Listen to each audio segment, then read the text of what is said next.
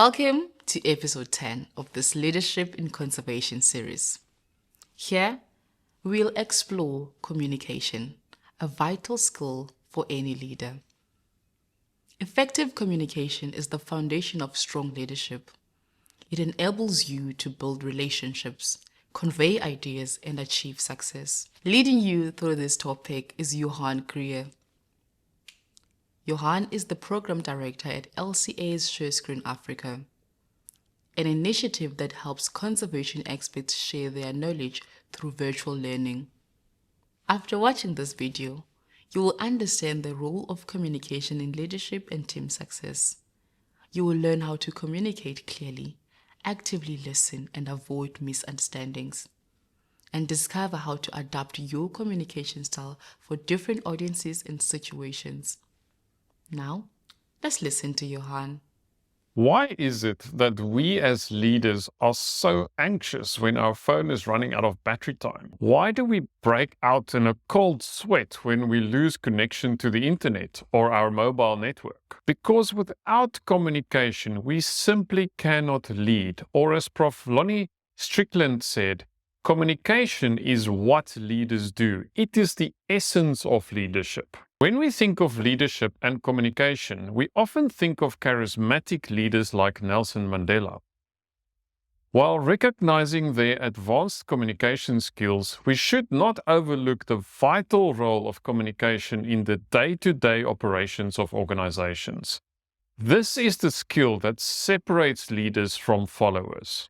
Unlike your singing voice, you don't have to be born with a communication voice. You can cultivate it, and it is guaranteed to extend your influence as a leader. I am excited to share 2 communication models that you can use as tools to master the communication process. The first is the sender-receiver model or linear communication process model. On the one hand, we have a sender encoding a message. The message is then transmitted, often through some form of technology, and then decoded by the receiver. Let's unpack this model in the context of the conservation environment. If you work in the Ranger Corps, you will often use military language or even the military alphabet to formulate or encode your message. You will use two-way radio technology to facilitate safe and fast communication, trusting that the receiver understands the same military-coded language and that they will be able to decode this. If you work in a research lab or tourism-related department, you will use a very different style and tools to encode and transmit your message. It is, for instance, likely that you will write emails, encoding your message and probably attach reports, business plans, and proposals, encoding further information. You will then transmit this via the internet. You will also make assumptions regarding the receiver and their ability to understand and decode the research or business language that you use. Once again, you have a sender encoding a message with a transmission process running via a communication channel, and the receiver decoding the message. Sounds simple. But why does this process fail? This is due to noise. Noise is, simply put, any interference that disturbs the process in a negative way, somewhere between the encoding and decoding, resulting in the loss of information. Noise could refer to social, psychological, or physical interruption. There are 3 important categories of noise. The first is perceptions. Here we must be aware of cultural differences and stereotyping. In the conservation context, rangers are often perceived and stereotyped as prone to military and macho types.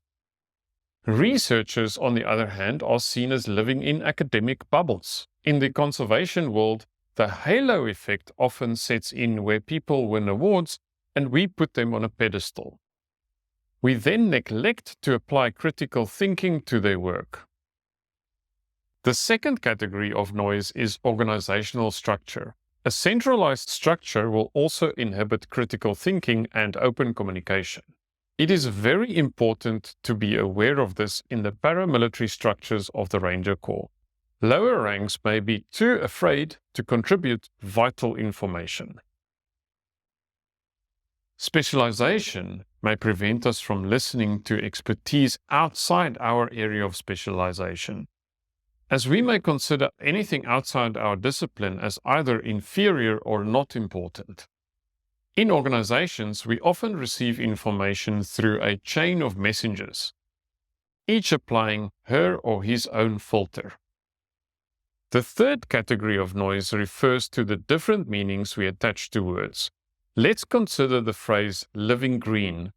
Somebody living in a city in Europe may attach completely different meaning to this than a person living in a rural area in Africa. In the world of digital communication, we have to be very aware that the receiver may not be informed of the context in which words are used, as they have no geographic or cultural cues.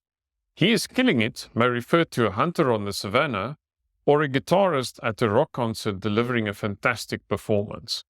Be very sure that your intent is clear. The second model is the interactive model. This model provides for dynamic interaction, including the exchange of roles between the sender and the receiver, leading to a feedback loop where information is evaluated and the message adjusted where necessary. This model also considers the physical and psychological context when decoding messages. The feedback loop is the critical element of this model.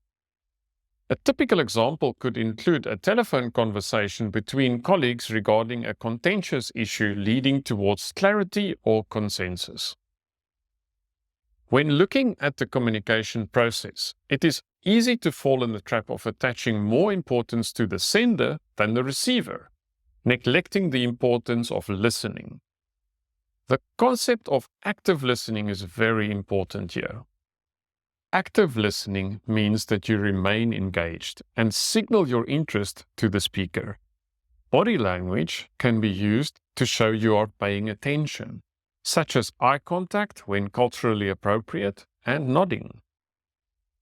Paraphrasing and giving feedback is a great way to ensure that you are on the same page. Ask more questions to gain insight and clear up any misunderstandings.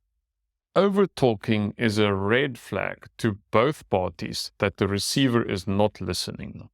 Though digital tools provide us with multiple convenient communication channels in our pockets, it's not without challenges. The rapid pace and digital distance leads to superficial and artificial communication.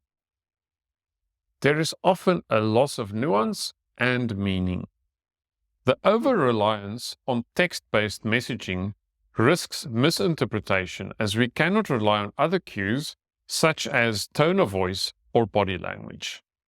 The vast amount of information we deal with in the digital world also leads to disengagement and digital numbness. Modern technology offers us many opportunities, but it also poses significant risks and challenges. It is the task of leaders to lead as communicators. The two models we discussed in this video, the sender-receiver model and interactive model, offer you the tools to develop this skill set. Do not overlook the importance of listening. I would like to challenge you to use these models to evaluate yourself and others. Ask yourself, after phone calls or meetings, if you effectively encoded your message. Did you use the correct tone? Maybe you should have used a phone call instead of an email. Did you listen? Does the sender feel that you paid attention? You now have the tools in your hands that many successful leaders have used to transform their organizations and the broader society. In summary, you can use the linear and interactive communication models as frameworks to understand why communication works or fails in your workplace. Don't forget to practice active listening. At the very least, you will become wiser and make new friends. Next up is episode 11, titled Conflict and Conflict Management. Join us as we learn how to handle conflicts effectively, resolve disputes, and maintain strong team relationships.